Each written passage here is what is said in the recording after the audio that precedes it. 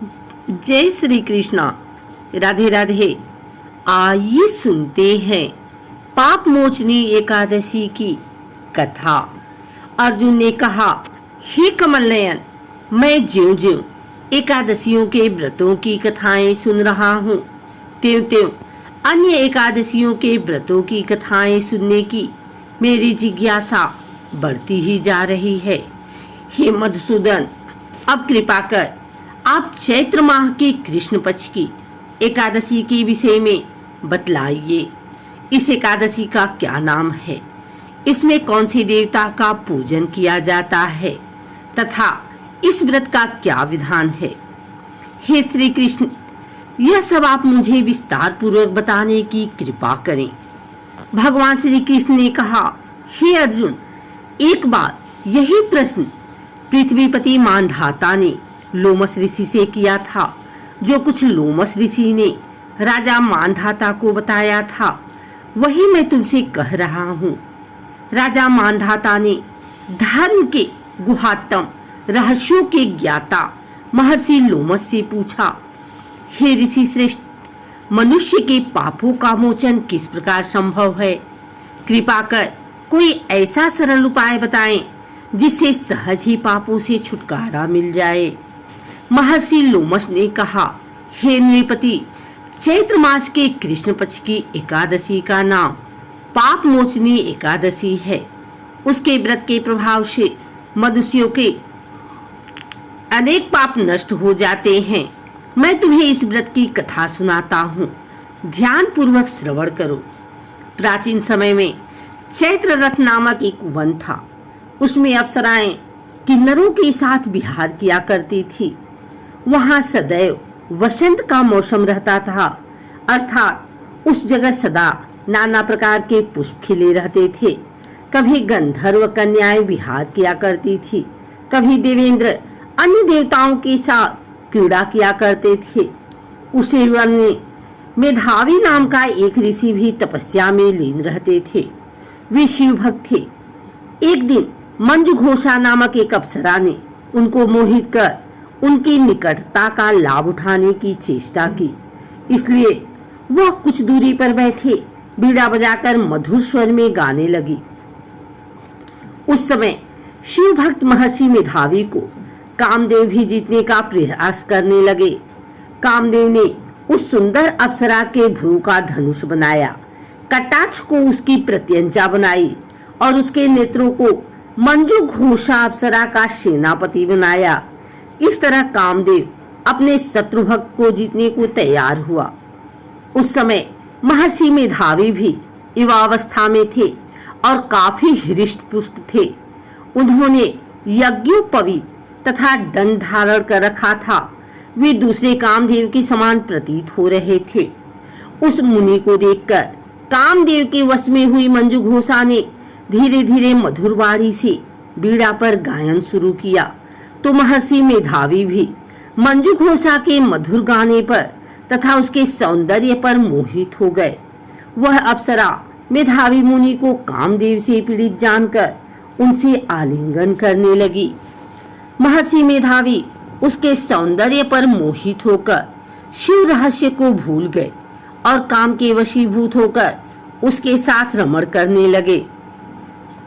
काम के वशीभूत होने के कारण मुनि को उस समय दिन रात का कुछ भी ज्ञान न रहा और काफी समय तक वे रमण करते रहे। तदुपरांत मंजू घोषा उस मुनि से बोली, हे ऋषवर, अब मुझे बहुत समय हो गया है, अतः स्वर्ग जाने की आज्ञा दीजिए। अप्सरा की बात सुनकर ऋषि ने कहा, हे मोहिनी, संध्या को तो आई हो, प्रातः काल होने पर चली जाना। ऋषि के ऐसे वचनों को सुनकर अप्सरा उनके साथ रमण करने लगी। इसी प्रकार दोनों ने साथ साथ बहुत समय बिताया। मंजू घोषा ने एक दिन ऋषि से कहा, हे विप्र, अब आप मुझे स्वर्ग जाने की आज्ञा दीजिए। मुनि ने इस बार भी वही कहा, हे रूपसी, अभी ज्यादा समय व्यतीत नहीं हुआ है, कुछ समय और ठहरो। मुनि की बात सुन अप्सरा ने कहा, हे ऋषिवर, आपकी रात तो बहुत लंबी है, आप स्वयं ही सोचिए कि मुझे आपके पास आए कितना समय हो गया अब और ज्यादा समय तक ठहरना क्या उचित है? अप्सरा की बात सुन मुनि को समय का बोध हुआ और वह गंभीरता पूर्वक विचार करने लगे। जब उन्हें समय का ज्ञान हुआ कि उन्हें रमण करते 57 वर्ष व्यतीत हो चुके हैं, तो उस अप्सरा को वह काल का रूप समझने लगे। इतना ज्यादा समय भोग विलास में व्यर्थ चला जाने पर उन्हें बड़ा क्रोध आया। अब वह भयंकर क्रोध में जलते हुए उस तपनाश करने वाली अप्सरा की तरफ भ्रिकुटी तान कर देखने लगे। क्रोध से उनके अधर कांपने लगे और इंद्रियां भी काबू होने लगी। क्रोध से थरथराते स्वर में मुनि ने उस अप्सरा से कहा, मेरे तप को नष्ट करने वाली दुष्टा, तू महापापी और बहुत ही दुराचारणी है। तुझ पर धिक्कार है। अब तू मेरे श्राप से प्रेतनी बन जा। मुनि के क्रोध युक्त श्राप से वह अप्सरा प्रेतनी बन गई। यह देख वह व्यथित होकर बोली, हे ऋषिवर, अब मुझ पर क्रोध त्याग कर प्रसन्न होइए और कृपा करके बताइए कि इस श्राप का निवारण किस प्रकार होगा। विद्वानों ने कहा है, साधुओं की संगत अच्छा फल देने वाली होती है और आपके साथ तो मेरे बहुत वर्ष व्यतीत हुए हैं। अतः अब आप मुझ पर प्रसन्न हो जाइए, अन्यथा लोग कहेंगे कि एक पुण्य आत्मा के साथ रहने पर मंजुघोषा को प्रेतनी बनना पड़ा। मंजुघोषा की बात सुनकर मुनि को अपने क्रोध पर अत्यंत ग्लानि हुई, साथ ही अपनी अपकीर्ति का भय भी हुआ। अतः प्रेतनी बनी मंजुघोषा से मुनि ने कहा, तूने मेरा बड़ा बुरा किया है, किंतु फिर भी मैं तुझे इस श्राप से मुक्ति का उपाय बतलाता हूँ। चैत्र मास के कृष्ण पक्ष की जो एकादशी है उसका नाम पाप मोचनी है।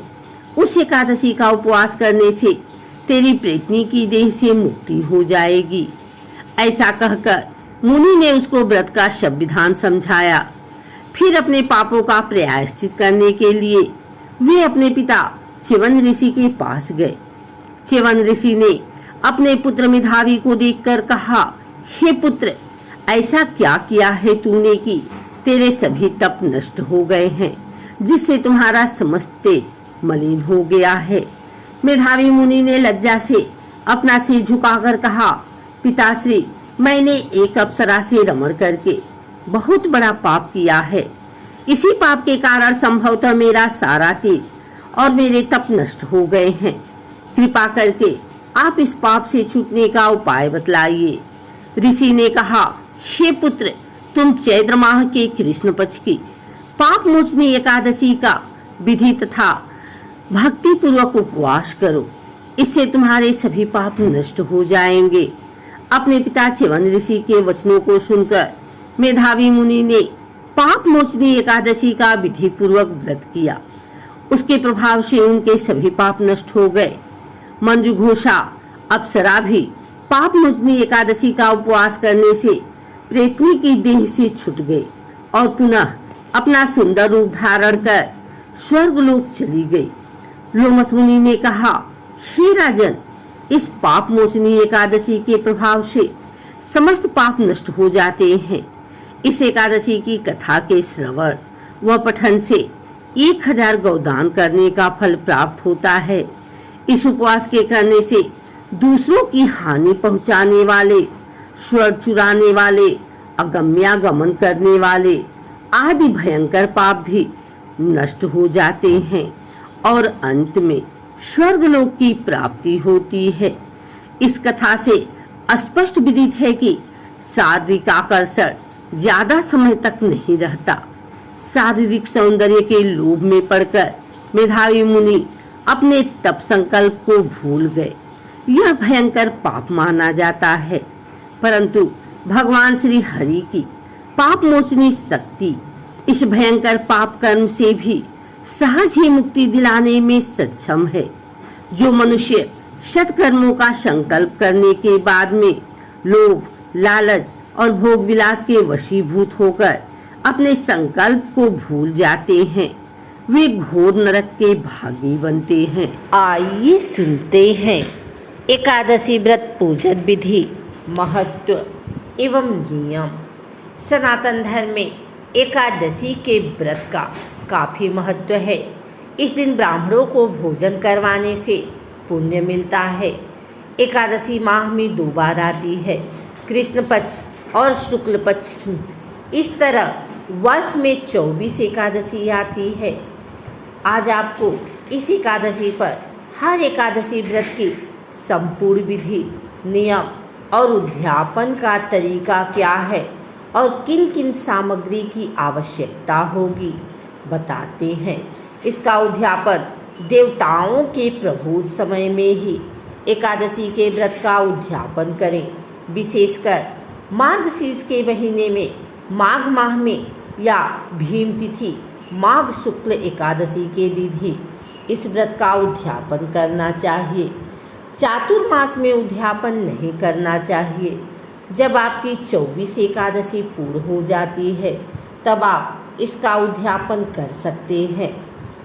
एकादशी व्रत की विधि के साथ ही इसका उद्यापन विधि के बारे में भी जान लेते हैं। एकादशी व्रत करने वाले लोगों को दशमी यानी एकादशी से एक दिन पहले के दिन से कुछ जरूरी नियमों को मानना पड़ता है। दशमी के दिन से ही श्रद्धालुओं को मांस, मछली, प्याज, मसूर की दाल और शहद जैसे खाद्य पदार्थों का सेवन नहीं करना चाहिए। दशमी और एकादशी दोनों दिन लोगों को भोग विलास से दूर पूर्ण रूप से ब्रह्मचर्य का पालन करना चाहिए। एकादशी पूजा विधि: सुबह जल्दी उठकर स्नान आदि से निवृत्त हो जाएं। घर के मंदिर में दीप प्रज्वलित करें। भगवान विष्णु का गंगा जल से अभिषेक करें। भगवान विष्णु को पुष्प और तुलसी दल अर्पित करें। अगर संभव हो तो इस दिन व्रत भी रखें। भगवान की आरती करें। भगवान को भोग लगाएं। इस पावन दिन भगवान विष्णु के साथ ही माता लक्ष्मी की भी पूजा करें। पूजन सामग्री: श्री विष्णु जी का चित्र अथवा मूर्ति चाहिए। पुष्पमाला, नारियल, सुपारी, अनार, आंवला, बेर, अन्य ऋतु फल, धूप, घी, पंचामृत। बनाने के लिए कच्चा दूध, दही, घी, शहद और शक्कर चाहिए। चावल, तुलसी, गोबर, केले का पेड़, मिठाई भी चाहिए। एकादशी व्रत के दिन और उद्यापन पर ब्राह्मणों को भोजन करवाना चाहिए। पूजन कितना भी बड़ा या छोटा हो, सभी व्रतियों को श्रद्धा के साथ इसे करना चाहिए।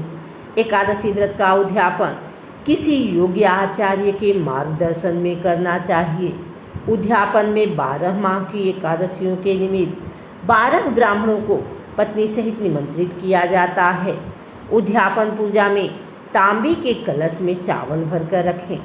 अष्टदल कमल बनाकर भगवान विष्णु और लक्ष्मी का षोडशोपचार पूजन किया जाता है। पूजन के बाद हवन होता है और सभी ब्राह्मणों को फलाहारी भोजन करवाकर वस्त्रदान आदि दिया जाता है। क्यों करना जरूरी है उद्यापन? किसी भी व्रत की पूर्णता तभी मानी जाती है जब विधि विधान से उसका उद्यापन किया जाए। उद्यापन करना इसलिए भी आवश्यक है क्योंकि हम जो व्रत करते हैं उसके साथ ही तमाम देवी देवता, यक्ष, नाग आदि होते हैं। ऐसे में उद्यापन के दौरान की जाने वाली पूजा और हवन से उन सभी देवी देवताओं को उनका भोग प्राप्त होता है। इस दौरान किए जाने वाले दान दक्षिणा से व्रत की पूर्णता होती है और मन की इच्छा का फल मिलता है।